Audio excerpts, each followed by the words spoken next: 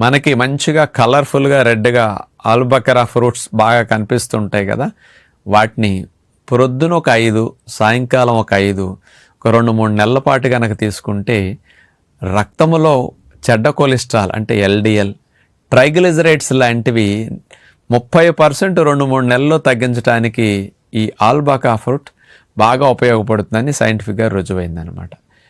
ఇందులో ఉండే సార్బిటాల్, ఐసాటిన్ అనే కెమికల్ కాంపౌండ్స్ ఏం చేస్తాయి అంటే మన శరీరంలో ఫ్యాట్ మెటబాలిజంని ఇంక్రీజ్ చేసి ఈ చెడ్డ కొలెస్ట్రాల్, ట్రైగ్లిజరైడ్స్ని బాగా తగ్గించడానికి ఆల్బకరా ఫ్రూట్ బాగా ఉపయోగపడుతుందట.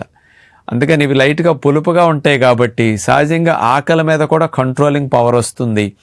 కానీ దీనివల్ల న్యాచురల్గా గుండె జబ్బులు రాకుండా, కొలెస్ట్రాల్ బ్లాక్స్ రాకుండా రక్షించుకోవటానికి ఈ ఆల్బకరా ఫ్రూట్ బాగా ఉపయోగపడుతుంది కాబట్టి తింటే మంచిది.